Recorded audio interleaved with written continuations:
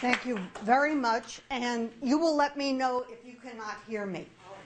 I'm used to 8 o'clock classes with freshmen. Believe me, you will not sleep. I will walk up to you and be very loud. Okay. One of the things that I want to tell you is that 100 years ago yesterday, Massachusetts defeated women's suffrage. A lot of people don't know that, but the organization that was the anti-suffrage organization was run by women, organized by women, but the good news is that 95 years ago yesterday, women voted in their first federal election. And the organization that was the anti-organization just faded away. As well it should have, right? We agree on that. All right, I am here to tell you about Catherine Gibbs School and about Catherine Gibbs herself. But first of all, I do want to thank AAUW for inviting me. I want to thank Elaine and Lorna for the work that they've done. And I thank Canton Public Library for giving us the space. Stand above the crowd and excellence in all you do were two taglines that Gibbs used throughout its time on this planet. And the legacy of Gibbs is in the students, in employers, and faculty. And if you're residents of the East Coast, you know someone who went to Gibbs, or someone who wanted to go to Gibbs, or you know someone who employed a Gibbs graduate, or perhaps you're a Gibbs graduate yourself. That's entirely possible. My book is called Catherine Gibbs Beyond White Gloves, because white gloves and Gibbs were synonymous for so long.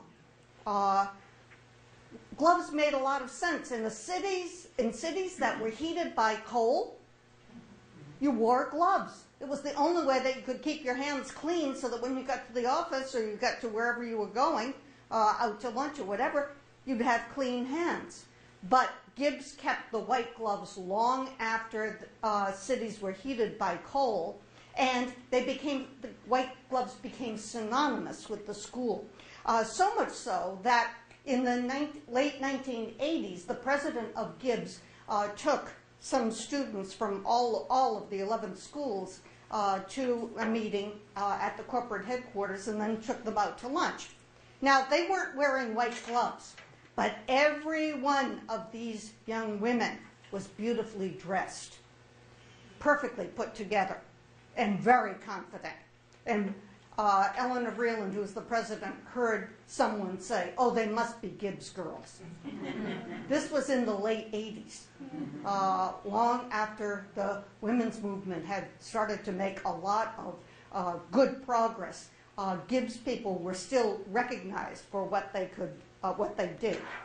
Now, unfortunately, the white gloves thing reduces really competent people to an article of clothing. Ugh, not good, but understandable. And there is a woman, Marjorie Bell Chambers, who went to Gibbs, who eventually earned a PhD, eventually became the first woman president of the Colorado College for Women, the first woman president, mind you. And to this day, the graduates at commencement wear white gloves across the stage because it is a symbol of excellence. And what Gibbs graduates were taught to do was produce quality work on demand. Everyone was expected to do that. Now, I am going to take off my gloves because that era is past. And I'm going to tell you a little bit about Catherine Gibbs herself. When she was 46 years old in 1909, she was widowed. And her husband died intestate without a will. She had no income. She had 2 sons, 9 and 11, a high school diploma. What was she going to do? Well, we know what she did eventually. What she did was she created the most famous secretarial school in the world. If U.S. News and World Report were giving out awards for the best school in that category, Gibbs would have won hands down every single time. On eBay a couple of years ago, there was an ad for a catalog for a Dutch secretarial school that described itself as the Dutch Catherine Gibbs, as if there were absolutely no other possibility. Now, the Gibbs family motto, I can give you the Latin if you want, but what it translates to is hold to your purpose. And that was the guiding mantra of her life and the lives of everyone associated with the institution. She was an entrepreneur before that word was ever applied to women. And she educated women for business back when they weren't welcome. At the point when she started, the secretary was still male. If a woman got a job in an office, she was called a typewriter after her machine. As bad as the white gloves, right? And she created her school in a hostile time, a time when a member of the Harvard medical faculty published 12 editions of his book that said higher education would cause the uterus to atrophy. You laughed at the right point, but it was believed that it really would. So, what made Catherine Gibbs different? It was her character. She was a paragon of excellence, graciousness, manners, and very hard work. And when I began teaching at the Boston School in the late 1970s, everyone still referred to Mrs. Gibbs as though she'd be back any minute. She died in 1934. And so if anyone comes up and says, "So did you know Mrs. Gibbs?" you're in trouble. Now, what I want to do is tell you a little bit about those graduates, the people that she trained for business. They became business executives, business owners, lawyers, writers, a college president, university faculty, artists, public figures, creative directors, even a U.S. ambassador, a judge. I mean, the world was absolutely not going to say no to a Gibbs person. So I'm going to tell you now about the early history of Catherine Gibbs. She was not born Catherine Gibbs. She was born Catherine Ryan. How many of you think that she was born on the East Coast? Yeah, because that's what, you kind of think of her as an East Coast phenomenon. No, she was born 3 miles from the Mississippi in the northwestern corner of Illinois. She was born Catherine Ryan, and her name was spelled Catherine. She decided how it was going to be spelled when she was a grown-up, but that's not how she was baptized. Her grandparents were Irish immigrants who had enough sense not to stay on the East Coast because that was not a comfortable place for Irish folks to be, so they went to all over the place. They went to Kentucky, Ohio, Missouri before settling in Galena, and they were very clever. Galena was a mining town. Galena is lead, and there was a lead ore mining industry. They sold wholesale groceries. They didn't go down in the mines. They sold wholesale groceries to the people crossing the Mississippi to homestead. It was a brilliant business, and it was so successful that I will show you what Catherine Gibbs Ryan's house looked like when she was 13.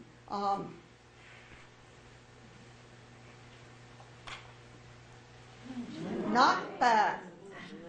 24 rooms on 600 acres, a 60-foot barn, stone barn, still quite a spectacular place.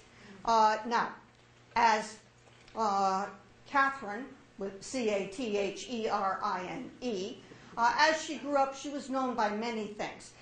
Kitty at I'm sorry, she was known as Katie in the 1880 census. She was known as Kate in high school. She was known as Kitty a little bit later on. But what she did was she made sure that she was always in control. Now, she had great parents who believed that their daughters should be educated as well as the sons. So the sons went off to Georgetown and Notre Dame and places like that. And the two sisters, Mary and Catherine, who was the second-born girl, were educated just as well. At that time, the Catholic school that had the greatest reputation was the Academies of the Sacred Heart. They still have the greatest reputation in this country. And Catherine and Mary Ryan went to Manhattanville, which was then north of 125th Street. It was a boarding school, and that's where they went to school and where they graduated from. And while they were there, former President Grant and his wife went to visit them. I mean, because Ulysses S. Grant was from Galena. So, of course, he knew the Ryans. And when he was in New York, he went to visit the young women at the Academy of the Sacred Heart. What I want to show you is what Galena looks like today. It really looks very much the way that it looked when Catherine Ryan lived there, except that we have paved streets now and we have sidewalks.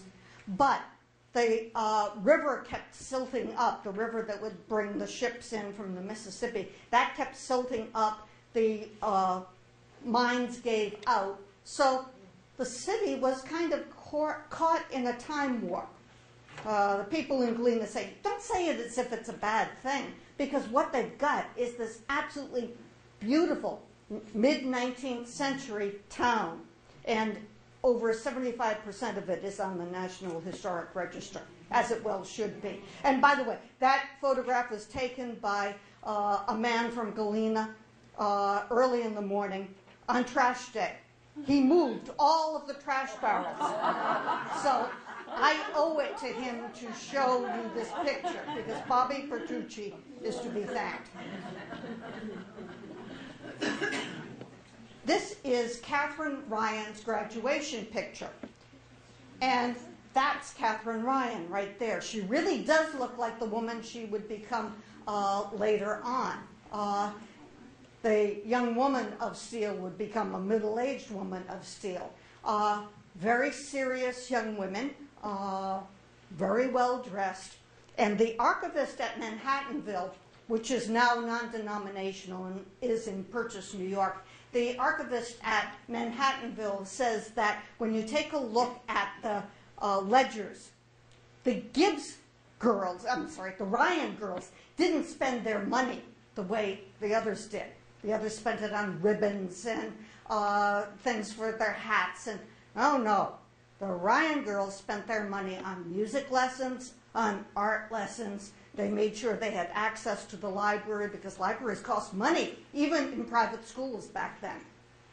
So they were really quite amazing young women. This is the 1882 photograph. We're very fortunate to have it, because in the late 1880s, there was a tremendous fire, and most of the records were burned. But this one has managed to change, to be saved.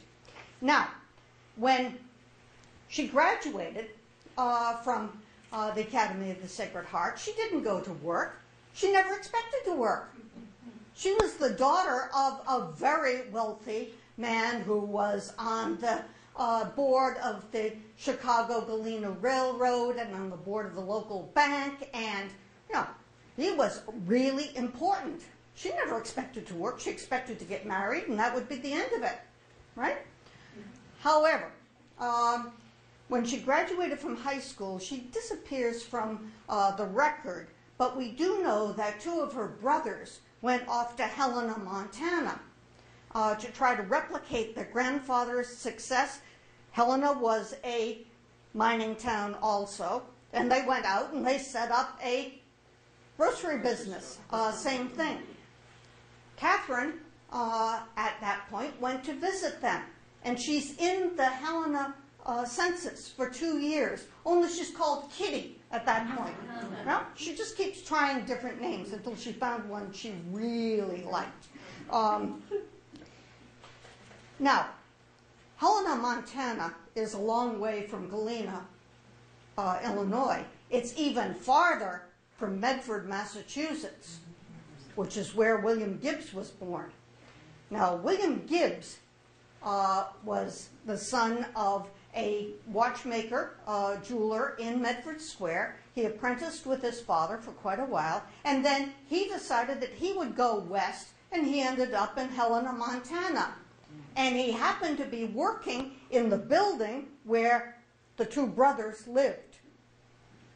So they met. This Irish Catholic from the middle of the country and a Protestant from Medford. And no parents in sight, right? So it must have worked out fairly well. There is a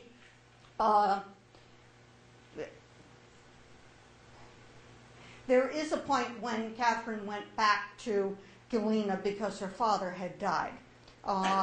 But we know that the courtship did continue. However, I want to tell you she went back to Galena. When the father died, when James Ryan died, he was in Dubuque, Iowa, on the other side of the Mississippi. He died. Word was sent.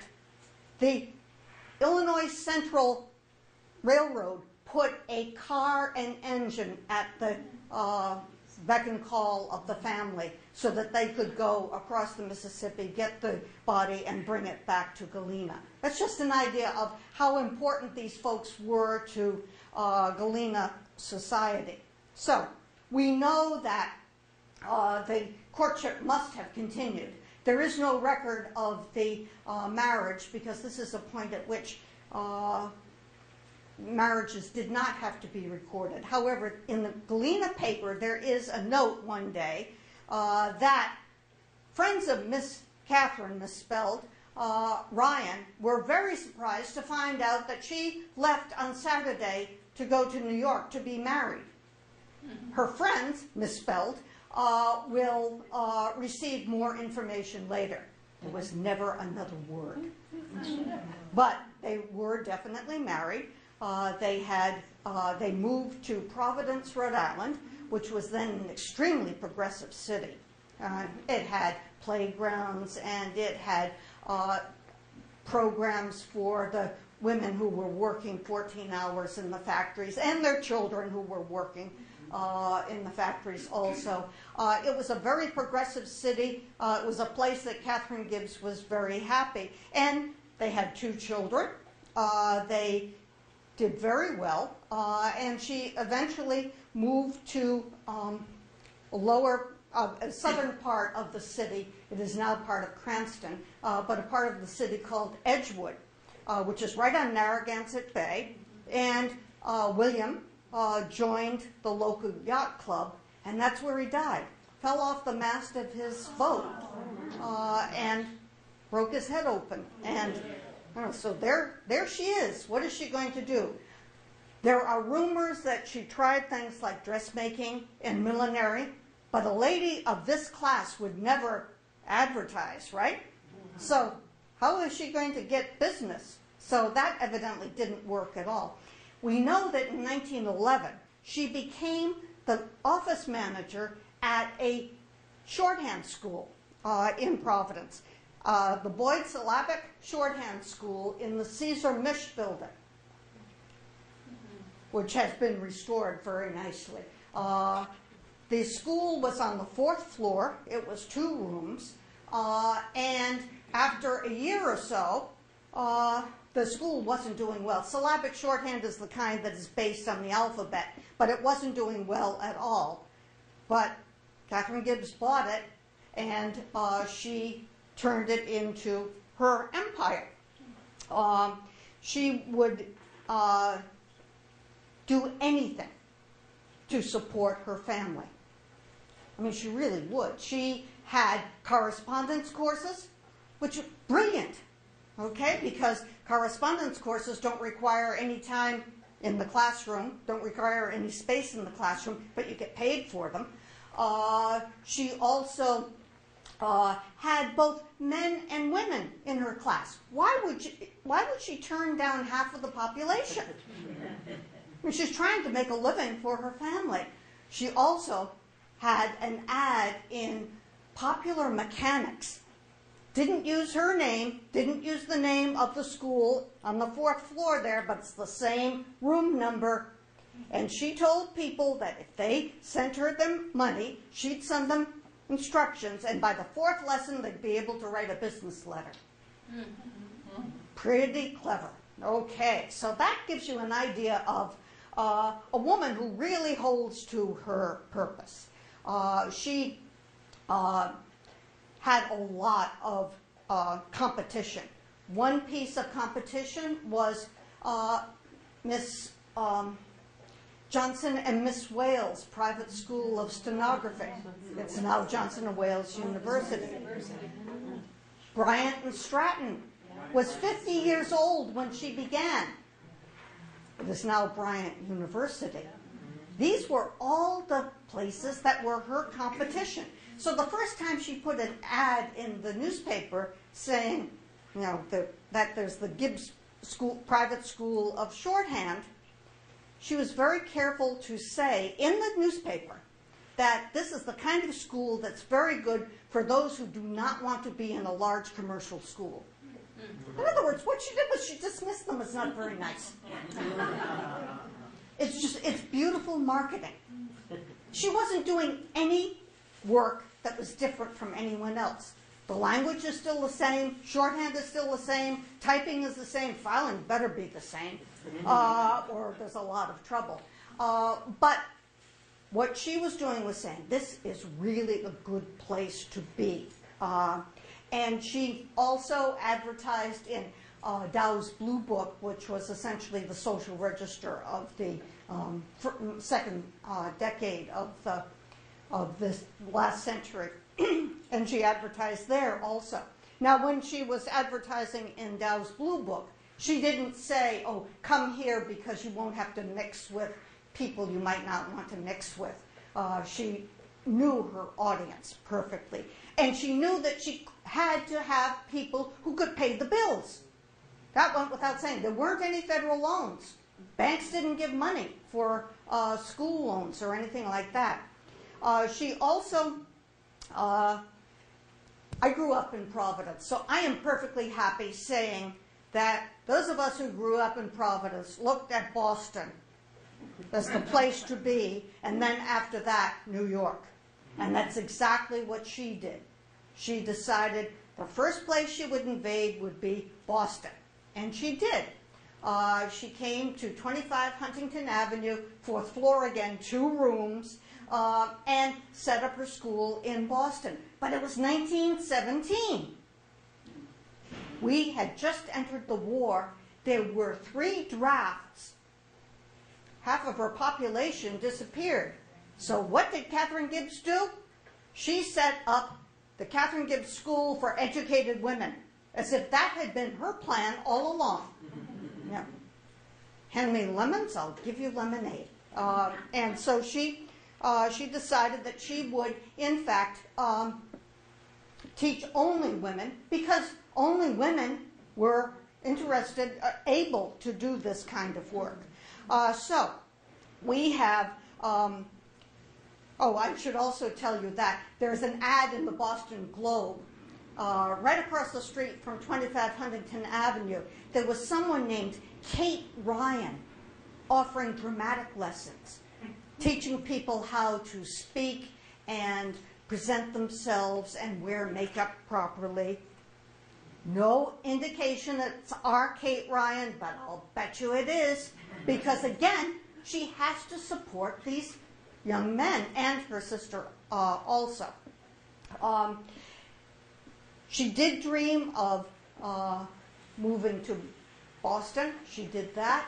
A year later, she was in New York in the Architects Building on Park Avenue. And one person said that there were more typewriters than students in that first class. I'm going to go back for a minute. Go back. I can't go back. Okay, you can look at that.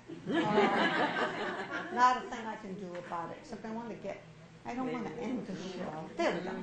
Okay. Anyhow, what I do want to do is let you know that she moved to New York in 1918 with her two sons, lived a few doors from Fifth Avenue in the high West 50s. She incorporated the school in Providence in 1928, and it was a brilliant piece of work. The incorporation said that she could teach anybody, men and women. She could teach them anything. She could produce books for them. She could produce any kind of teaching materials. It is a brilliant, brilliant piece of legal writing. Now, by the 1930s census, that woman who in 1909 didn't know how she was going to pay the bills, in fact, when it went to probate court, she had to ask the court for enough money to pay her $50 rent and buy food for her sons and her sister, who had come east to help with care of the boys. But by the 1930 census, Catherine Gibbs is living on Park Avenue with 3 live-in servants, her sister Mary, and her 2 sons. And in today's money, she was making $1.1 million.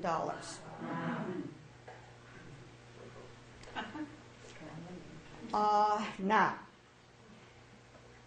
how did she do this? Her sense of marketing was infallible. She wasn't teaching anything that was different from anyone else. The oldest catalog is at the Harvard Library. And some of you may be old enough to remember dance cards. You wore them on your wrist, and they had little cords, and they had little golden pencils, and you wrote in the name of the young man to whom you had promised to dance. That was the theory. Never worked that way. You just had dance cards. Anyhow, when Catherine Gibbs created her first catalog, it looked like a dance card. It was white board for the cover. It wasn't bound in any commercial way. It was bound with a white cord. And that went on for 3 years. I mean, it looked like a really classy thing. This is where you would want your children, your daughter, to go to school. She knew exactly what she was doing. One woman who wrote in the Providence Journal about her said she never took a marketing class, but that sense of sell was absolutely infallible. She also, in addition to having this classy dance card kind of catalog, she put together a booklet that said where people came from to go to Gibbs. And of course she had the Seven Sisters and the Sorbonne and Milton Academy and Miss Porter's. She didn't bother to list the hundreds of public schools because that wouldn't impress people the way that the list of the top ones. She was really, really smart. She also started the Gibsonian magazine to keep all of the people together. You're all members of AAUW, you know that you get the alumni magazine. That keeps you together. That's what Catherine Gibbs did too. And she wrote about what people should expect and how they ought to handle themselves. And spread the word about Gibbs, because of course one of the things that is really important is you only get new students if your students have done very well. And this is a world in which women weren't really expected to go out and do well. They were expected to marry well, and that's it. That's not what Catherine Gibbs thought. Now, along comes the Depression. All of those people to whom she's been marketing are in serious trouble. In Boston, she went from 120 resident students down to 50, 120 in 1930, to 50 in 1932. And resident students were worth 3 times as much to the company. It was a serious time. There was a question about whether or not they would close. So what they did was they bought a marketing company to put together a marketing plan to save the school. And it was, in fact, very clever. They spent a lot of money, $8,000, which in the Depression was a lot of money, but the company guaranteed 800 new enrollments the next year and guaranteed the health of the institution. Mrs. Gibbs said in this report that she hoped one day to train women managers, not just secretaries, because secretary means too much. It goes everywhere from the assistant to the company president to the receptionist might call herself a secretary. And she wanted to train women managers. And the plan's blueprint for communication was so important. It said, and I'm going to actually read this to you. It asserted that dignity, not sensationalism, was the watchword, and the cumulative effect of constant publicity would make people remember Catherine Gibbs School. All communications were to be positive. Negative impressions or mistaken ideas were not to be restated and denied, but were to be combated by positive assertions. Unfavorable truths, and there were some, were to be presented frankly and undramatically, and everything that was written was to be approved by a member of the family. And I ran this by someone who does crisis management for a living, and she said, that's what you do. You don't deny what happened. You just move on. And there were a lot of things that were difficult. There was a young woman in the Boston school who supposedly gave birth. Now, how one does that in a dorm, but gave birth and took the baby and put it in a suitcase, and of course it died. That appeared all over the country as a big news story. Now, elite school has a scandal, and they had the way to deal with it. Now, actually, I'm glad I had this up here for a while, because it shows you these two. The first one is time 1934, and those 5 lovely women there. One of them is a dean of Gibbs. I don't know which one. One is the dean of Barnard College at Columbia. 2 are headmistresses of private schools, and 1 is the wife of a newspaper publisher. They were all gathered because they were in New York. They're all in New York, but they were gathered to go to a conference about business, which was opened by the First Lady and closed by the President. Okay? This is all very good publicity for Gibbs. In 1961, Business Week ran a cover story about you can still go and find a good secretary. There is still a place that teaches someone how to be a secretary. And you have very early 1960s young women in that picture. Now, but that 61 picture is a long way from what we have to get through first. They did manage to survive the early part of the Depression, but 1934 was an absolutely horrible year. In 1934, Howard, the older son, committed suicide by throwing himself out of their apartment. That wasn't a good thing. And Catherine, as you know, she never used her maiden name because in Rhode Island, the Irish Catholics were not well thought of, so she was able to use the Gibbs name and do well. But she had, obviously her husband had converted because he had been buried at St. Anne's Catholic Cemetery in Cranston. And when Howard killed himself, he couldn't be buried in a Catholic cemetery because at that point, that was the one sin that could not be forgiven. So what did Catherine Gibbs do? She went to St. Anne's and had her husband disinterred. Isn't that wonderful? And she took him and her son to Woodlawn Cemetery in the Bronx. And they were both buried there. And she is buried there, too, along with her sister. But again, it's another example of how this woman did not give up. We now enter the second piece of Gibbs' history. And that, is it really 10 minutes to 9? I didn't change my mind. Oh, and this is going on cable. Oh, well. Anyhow, that is actually very funny.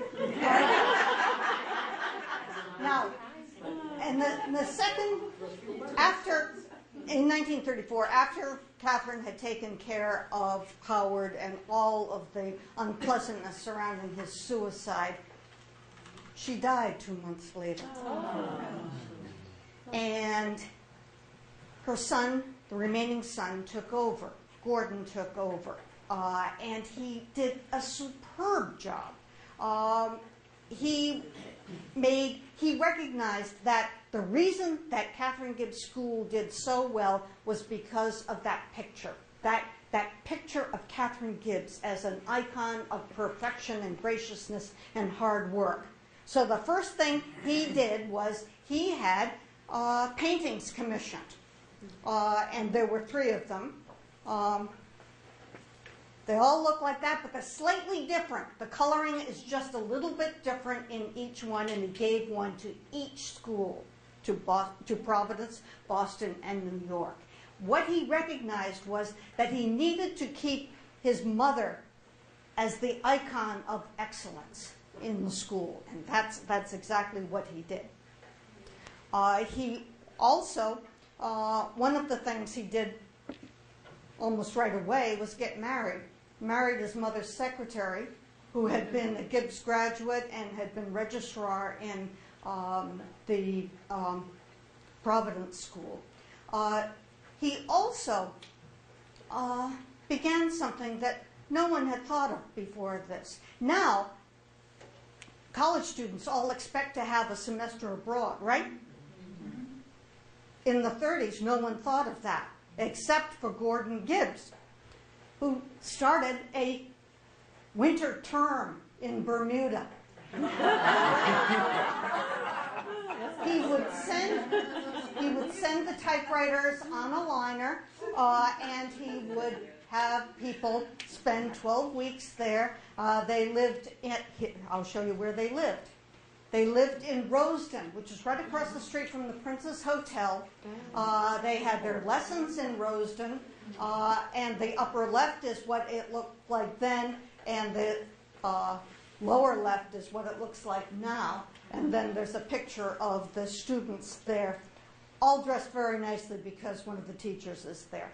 On the website, and I do invite you to go and take a look at my website and pick up a card so that you can see it. There is a Bermuda scrapbook, and it shows students on the beach when there aren't any teachers around. It's really cigarette in hand, wearing pants, but it's really quite wonderful. And no one else was doing this. This is 36, 37.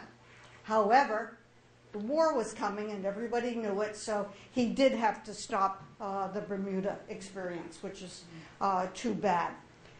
However, Catherine Gibbs School was so well known that Esquire magazine published a cartoon in 1937. Young woman has obviously been mistreated, and she is saying, "Hello, Catherine Gibbs Secretarial School, help, help." A men's magazine accepted this cartoon because Gibbs was so well known in 1937. The artist is a woman named Barbara Sherman, who did a lot of work for Esquire and the New Yorker. Also, just as the war was beginning and as we were getting into it, Blanche Gibbs, Gordon's wife, wrote a book, which is a very, very badly disguised version of what it's like to go to Gibbs. The school is called Briggs. But it was a wonderful bit of marketing again. And these books that were intended for young women to tell young women what they could become. In the 50s, we had books about you could be a nurse. I mean, it was limited. You could be a nurse, you could be a teacher, you could be this, that, you could be a reporter. And you know, I read them, I devoured them.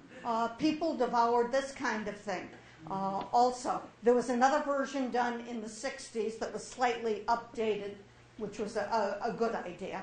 But now, the war came along, and our involvement in the war, and that meant that, because of the war, it meant that business standards really fell apart because men were all being drafted. And the work still needed to be done, and in fact there was a lot more work to be done because the whole war effort was gearing up. And if you wanted to go, if you wanted to be in an office, all you had to do was sign up for secretarial school, and a couple of weeks later you'd be hired away. Now, did you know how to do anything? No. It got so bad that a group in Chicago asked Gordon Gibbs to begin the Chicago school. I said, please come. Please teach people how to work in business. And so in 1943, Gordon Gibbs opened the Chicago school. Most people don't know that there was a Bermuda campus or that there was a Chicago school, but they were. And it was successful. I'm still in touch with a 1950s graduate who remembers it fondly. What I also want to tell you about is that Gordon was in the First World War, and he was a pilot. Not that that's what he did in the war. He was an ambulance driver, but he was a pilot, and he became very involved in the Civil Air Patrol. Was one of the first people to volunteer for service at the Atlantic City Civil Air Patrol, and that was the first one. And as soon as everyone found out what he did for a living, they called him Katie Gibbs. But he ran the business with Blanche's help while he was doing the work in the Civil Air Patrol. And during the war, I think one of the things that's interesting is you find ads. You're not expected to read the small type. There were ads in the yearbooks for Gibbs. But this young woman is as far from the image of secretary that you find in the 70s and 80s and 90s in this country. Oh, those bimbos, they don't know what they're doing, or you know, they just have all of their mores wrong. This young woman is really competent. She is studying a map and timetable, and the text says that secretaries are vital to victory, and they must prepare for the time when the war is over so that they can take their place in the new world that will come. But that is the image of secretary that is very important. We also have,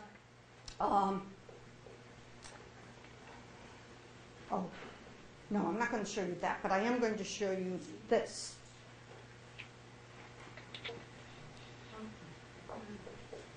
Colleges do well when they have ceremonies that repeat themselves. It can be something as silly as the underwear run that Northeastern has started in the last 10 years, or it can be something as elegant as receiving an orchid from your dean at 21 Marlborough Street before you're taken to the Ritz for lunch because you made the dean's list. And this is the kind of thing that would be published in the Boston paper. The same version would be published in the New York paper and in the Providence papers. We are entering a new phase, however, because although we have lots of famous people, elegant buildings. Some of you may recognize the one on the left, which is 21 Marlborough Street. My office was in the servants' quarters on the upper right. And on the right-hand side is the Grand Central building. And it's a building that has not been replicated in New York, with the tunnels through it. Mrs. Gibbs always said that she wanted to have the schools in beautiful places. And Gordon said, and she always wanted to have a few antiques spread around. And she did. Because it just gave people a feeling of, this is a special place to be.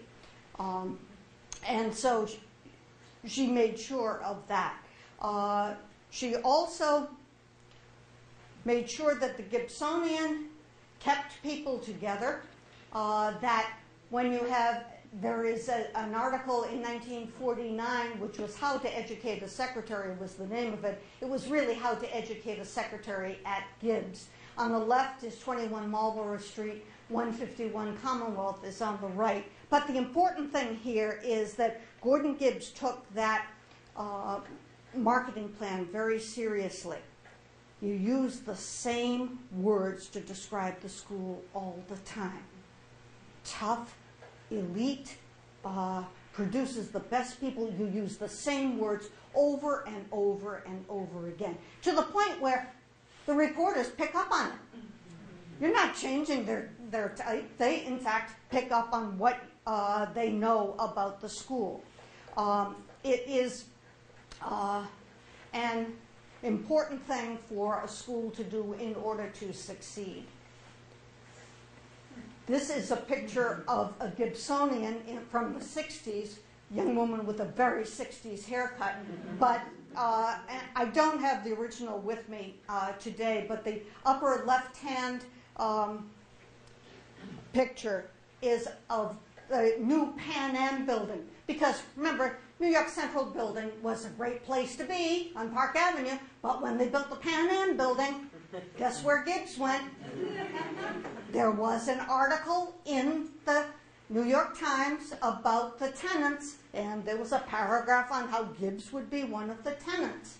But anyhow, that upper left-hand picture shows a helicopter landing on top of the Pan Am building, because there was a copter port there for a while until the copter unfortunately hit the building. And that was the end of that. But the Gibbses used to take the students to the copter club while it was open for lunch and things like that. I want to mention a few famous faculty. Olga Semmerov-Strakowski, Leopold's first wife. When they divorced, there she was, a woman who needed a job, and she got a job with Catherine Gibbs. Now, Olga Semmerov-Strakowski was not born with that name. She was born Gertie Hickenlooper in Galveston, Texas. She created her reality the same way that Catherine Gibbs did. Gertie Hickenlooper was a good musician. She was the first American woman to be accepted to the Paris Conservatoire. However, she also knew that an American would never have a concert career. She did marry a man named Semmerov. She changed her first name, and so she went on and was Leopold Strakowski's first wife. Did a great job getting him into the new recording industry. Another famous employer, you recognize, of course, Arthur Fiedler. I can give you list and list and list. And then one of the famous graduate of the Providence School was Meredith Vieira. I grew up in Providence. There were two places to go. There were the two elite schools to go to, Pembroke, which was the women's college at Brown, or Catherine Gibbs. However, the reality was you went to Pembroke and then you went to Catherine Gibbs because you couldn't get a job unless you could type. That is the way that it goes. Now, we're now at the, this is why I went, oh my goodness, this is not good. We're now at the third point in the Gibbs history. Blanche and Gordon Gibbs had 2 daughters, and both of the daughters decided that there was no way they wanted to have anything to do with running this school.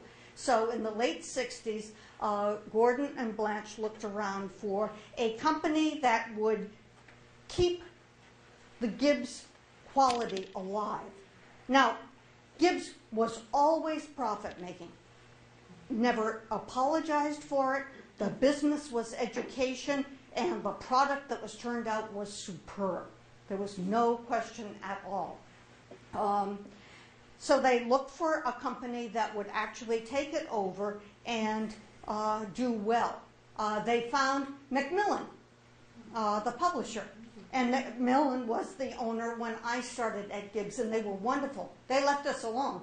They certainly took profits, but they left us alone. They let us do what we needed to do. They built campuses. Gordon had built the first suburban campus in Montclair, New Jersey, which had succeeded beyond anyone's dream. And then Macmillan went on and built one in Huntington, New York, and one in Philadelphia, and one in Rockville, Maryland, and one in Vienna, Virginia. There were 11 schools at one point. And they added to the curriculum, because this is a point at which 9 to 5 is certainly part of everybody's consciousness. And it is now difficult to get people to come to a school to be secretaries. So Macmillan did the next best thing. They, excuse me, they first of all started a program in information processing, keyboarding, using the same skills, but that was very successful. Then they branched out from that, and they added hotel and restaurant management, and that was really successful. It was so successful that the one in Boston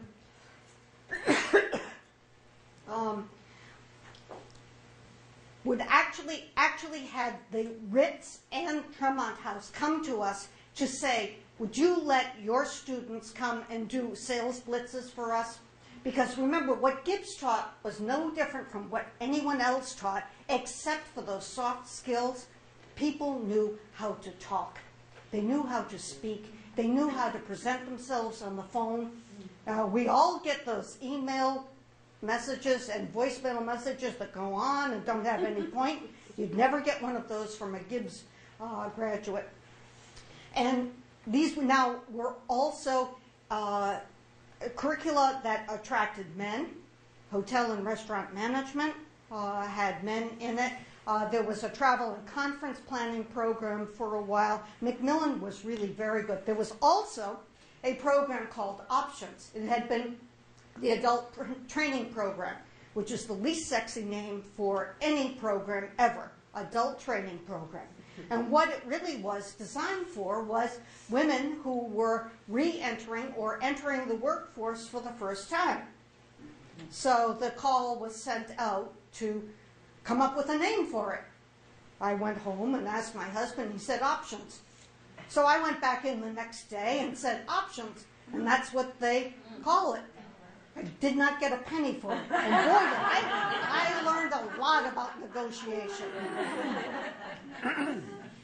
I should have gotten something for that, because it was an excellent, excellent name, because it ran from 9:30 to 2:30, so it meant that women could get kids off to school and then pick them up. They'd need probably some high school help, but they'd be home in time to get dinner.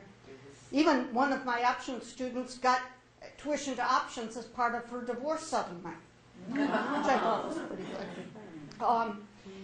Now, Macmillan did a great job, but Macmillan was, in fact, one of the few standalone publishing companies in the world at this point. And there a lot of people tried to take them over. ABC did it once. Mattel Toys tried to take them over. But the man who actually took them over, it was named Robert Maxwell from Pergamon Press in England. He was a British entrepreneur, been born in Eastern Europe, had become Sir Robert Maxwell, and was extremely wealthy. And he wanted Macmillan. He wanted Macmillan so badly that he paid much too. He did a hostile takeover, and he paid much too much for it. And he told the president of Gibbs not to worry. He would never sell Gibbs because he knew its brilliant reputation. 2 months later, Gibbs was on the chopping block and was sold. It was sold to a company called Phillips College in Shreveport, Louisiana. And I've never been to Shreveport. I've never been to Louisiana, for that matter. But they knew that they had bought something good, but they had no idea what it was. What had been in place before Phillips took over was standardized curriculum, so that if for some reason you had to move from the Providence School to Montclair or to Boston or to Vienna, you could just go, because the same thing was being taught at the same time. It was the same testing. Yes, there was standardized testing, and boy, it worked. The first thing that Phillips College did was got rid of all of the standardization. And the people who suffered the most were, of course, the students, but also the employers, who could no longer be sure that what they were getting in an employee was someone who could really do the job. Because, let's face it, all of the executives could be absent for a day and business would go on. If all of the secretaries were absent, not much would happen. And you now had a situation where people could not be sure that what they were getting was the quality that had been there before. Phillips owned it for a while. They ran into trouble with the federal government. And some Macmillan executives bought it back, and they kept it for 3 years and tried to make it work. But the whole idea of white gloves was still very much part of Gibbs. And that was a really hard sell. You couldn't say to people, this is a really good thing to do. You will, in fact, be set for the rest of your life. Gibbs graduates who have gone on to doctoral degrees have told me the hardest thing they ever did was Gibbs. Everything after was easier. The Macmillan executives took over for a while, and then they had to sell it, and they sold it to a company called Career Education, which was headed by the same man who had headed Phillips Colleges, but that's another story. Career Education is the one that held on to it until the very end. And I am pleased to say, very pleased to say, that it lasted for 100 years, from 1911 to 2011, when the last school closed in Boston. However, what I want you to see is, this is the Millennium edition of the Rhode Island Monthly. We have JFK and his wife at their wedding at the top, and Brown, and a rock. The good, the bad, and everything in between. 1,000 years of heroes, scoundrels, rocks, jocks, and Catherine Gibbs. The icon is still alive. And there is a, this is the 2001 to 2003 catalog from the Boston School. And notice how different it is from the one I couldn't bring you from the Harvard Library because they wouldn't let me out with it. But you can see it's obviously got a technology bent. There are men in the classroom. It's a completely different place, which is fine. It really needed to be a different place. And I want to leave you with Catherine Gibbs in her own words, and I will read at you. Accomplishment comes only as the result of knowing two important things: knowing definitely what you want and setting out to get it. Perfectly obvious, right? But boy, is it true. And then the one I like best: distinguish between those things which are best and those which are second best, and choose and hold fast to the best. And that's what Catherine Gibbs always did. So, now at 9:15, I will stop. And I did bring along some material from that will be going to Brown, to the archives there. The archives will be kept at Brown. Catherine Gibbs was awarded in 2014 by the National Women's History Project. She was awarded, given an award as a woman of courage, character, and commitment, which she certainly is. And I also brought along, you can look at all of those, and I also brought along copies of the book, and I'll be very happy to answer any questions since it's not really 9:15. Yes, ma'am. I was a little confused as to why she was so poor when her husband died. His family had all that wealth. Absolutely brilliant question about how, if she came from that 24-room mansion, what happened? Well, what happened was her older brother, because he was the executor of my father's estate. And they, at one point, all of the siblings had to take him to court to get the money released. I mean, she was cash poor. She really was. That's it. But, you know, that's a great question, because how do you come from that? Yes? I'm wondering, too, did Katie Gibbs have just a one-year course, or do they have a 2-year? They had Mrs. Gibbs would do whatever the market required. Okay? 1 year would get you in and out, give you a career that you could follow for the rest of your life. You would be competent. Catherine Gibbs always told people to go for as much education as you could. She also offered a 2-year program, which included a year of liberal arts. And she appealed in 1921, what would become the League of Women Voters magazine. Catherine Gibbs had an ad in every single issue because she believed firmly in educating people for careers. She also believed in keeping her company healthy, and she knew that you could not get a lot of people to give up a full year or 2 years of their lives. So she would put together 6-month programs, 8-week programs for college graduates, whatever was going to work. And it did work. I have a T-shirt in the exhibit that's coming up at the Spelman Museum that's going to open on November 11th. We'll be there through January. It's an I Survived Katie Gibbs T-shirt, which the students loved. The faculty thought was in very bad taste. And the deans who approved it got into a lot of trouble, which is really too bad, because surviving Gibbs was just about the way it went. I heard from an entree graduate who went to the 8-week program who said 9 to 4, 5 days a week, and then 3 hours of homework a night. She couldn't have taken more than 8 weeks. And it was unforgiving. If you made one spelling error, if you left out one comma, if you left out an apostrophe, you got 0. No partial credit. I know, but boy, does that work. So the question, usually the question that follows, how did she come from this money, has been, well, could any place like this exist today?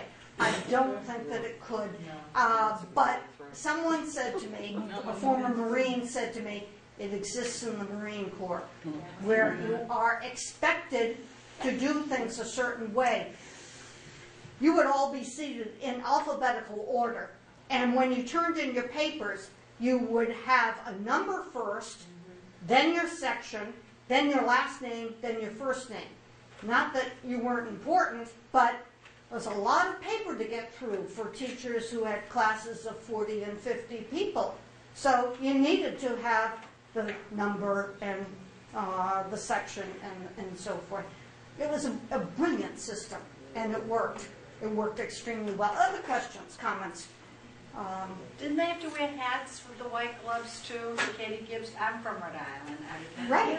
And, Gibbs, until Macmillan took over, the hats were very much, and there will be none of those plastic bands. If you were caught with those, you were fined. If you had to wear a hat going portal to portal. Okay, you didn't wear it in the classroom. There was a Globe reporter who came and said, I'd like to come to class and I want all of the students to have their hats and gloves on. You don't type with your gloves on, and you don't wear, women don't wear hats inside. But again, you know how when people are not used to dressing professionally and they are wearing a suit for an interview, they look so uncomfortable. You take an 18-year-old who has spent a year at Gibbs and has had to dress every single day. That person will be so comfortable when she or he goes out on an interview. No question at all. And also, the person has built a really nice wardrobe. As a guy who went to the New York school, and he had one suit, and he had his shirt. He would have enough shirts, so he had one for each day. But he learned how to dress, and he knew how to dress, and he knew that this. And he had come from the Bronx Projects, and he had been offered a full scholarship at an Ivy, and he said, "Nope, this is what I want to do." When he went to work, he was hired by a man who, after 2 months, said, "This isn't working." And this is back when men didn't want to have male secretaries because there was something kind of strange about it. It's a long time ago, but he was really, T. Gray was really upset because he thought, I've done everything perfectly. What they did was they said, we want you, we'll either pay for you to go to college and we'll send you to Columbia or someplace like that, or you can stay with us and we'll train you. Now, he was working for the best advertising firm, J. Walter Thompson, in the city of New York, if not in the world. So he stayed with them, and now he is a very, very happy, successful individual with his own companies, not just company. Anything else? Oh, I thank you for your attention, and I really do suggest that you go and take a look at it.